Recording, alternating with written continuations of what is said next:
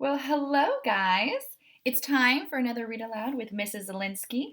We are going to read Chapter 7 of Stick Cat, A Tale of Two Kitties. It's by Tom Watson, my favorite author. So, I did promise that I would use a fun voice this time around. So, we're going to do the Southern Belle. So, get comfy. Here we go. Catnip. Stick Cat stretched a little and crouched right next to Edith. He, too, drew his weight back on his hind legs in a poised and ready to jump position. Does this look right? He asked Edith. She glanced at him and nodded. So when some pigeons fly by, we jump and grab their legs, right? That's right. And then they fly us over to the piano factory. Right. Got it, said Stick Cat with absolute conviction. He pushed off with his back feet just a little, as if practicing his takeoff for the exact moment when a pigeon would fly by. Edith saw this, thought it looked like a good idea, and began pushing off a bit too. There are bound to be a couple of pigeons any minute.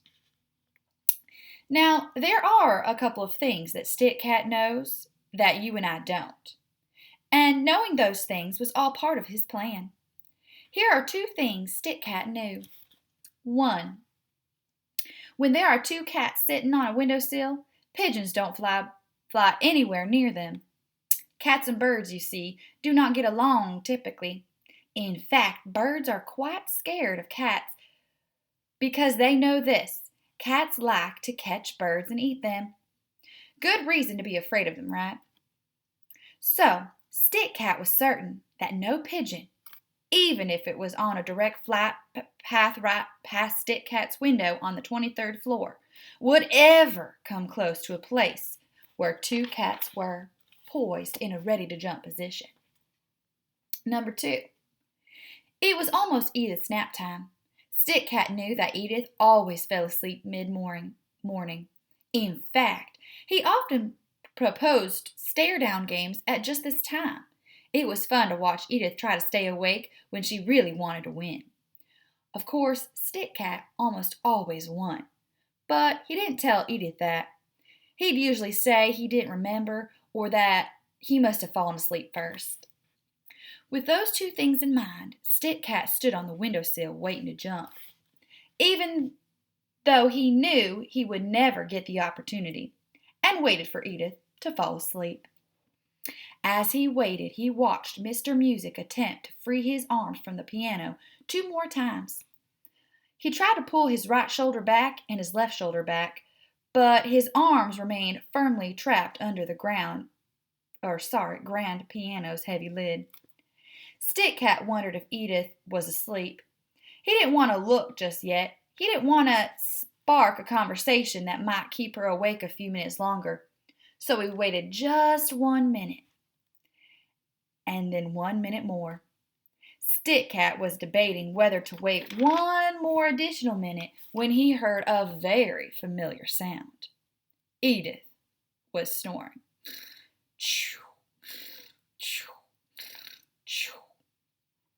While she slept, Stick Cat began to devise his own plan to get across the alley to save Mr. Music.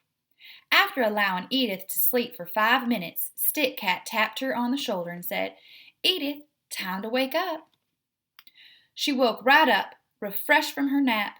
She stretched, looked around, and asked, "How long have I been asleep?" "I'm not sure," said Stick Cat. "Maybe an hour or so." Edith licked her paws, ensuring that each strand of fur was again properly aligned. When she was done, she asked, "Did you fly across the alley hanging on to a pigeon?" "No," answered Stick Cat slowly. "A few pigeons came really close, but not close enough to jump. But I don't think we have any more time to wait. We really have to get over there and help Mr. Music." "It's just a darn shame we can't use such an excellent plan," Edith said. "You're right about that," Stick Cat said, "but I think I may have come up with another idea." "Is it a good idea?" Edith asked. It's okay, I guess." "Is it a good Is it as good as jumping off the ledge, grabbing two pigeons by the feet, and flying across the alley? Stick Cat shook his head as sincerely as he could. Oh, no, it's not as good as that. Not even close. What is it then? I'll tell you. First, I have to ask you one question, Stick Cat said and glanced past Edith along the outside of her building. How do you look in yellow? How do I look in yellow? Edith repeated. What kind of question is that?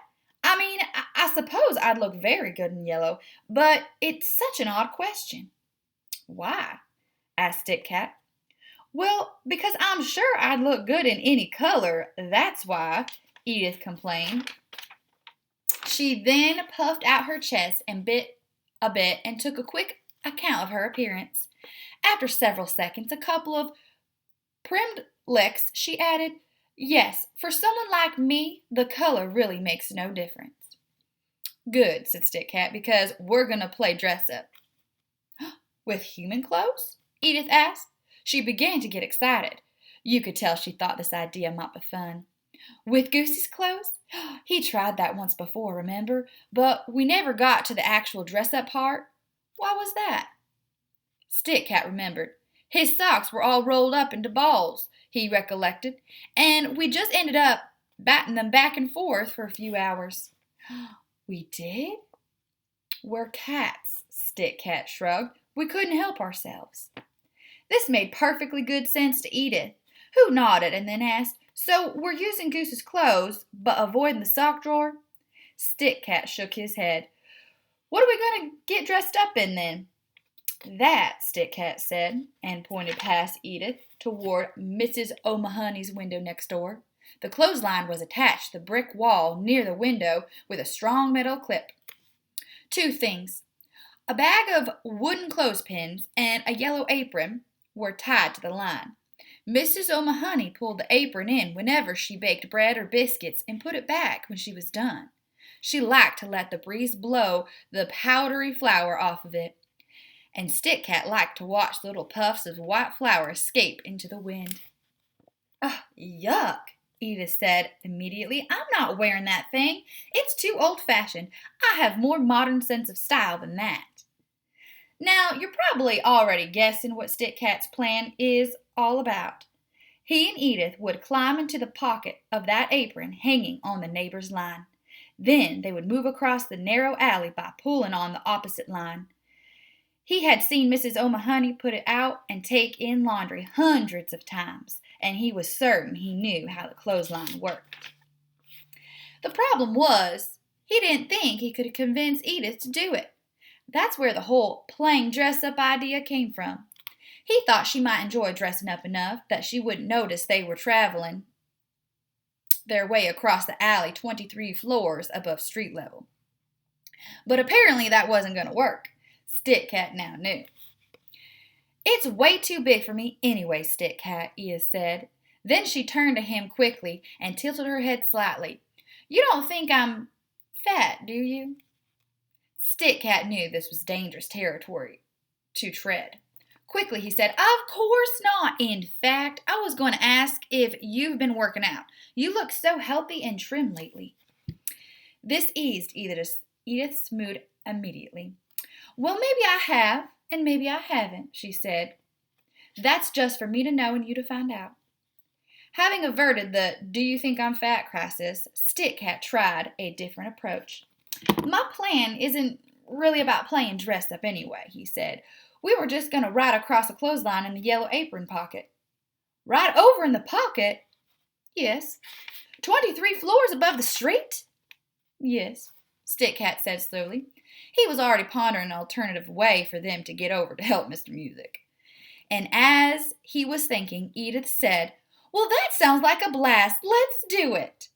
And with that, Edith did the most confound and amazing thing Stick Cat had ever seen. She jumped. All right, that's the end of chapter 7. Can't wait till chapter 8.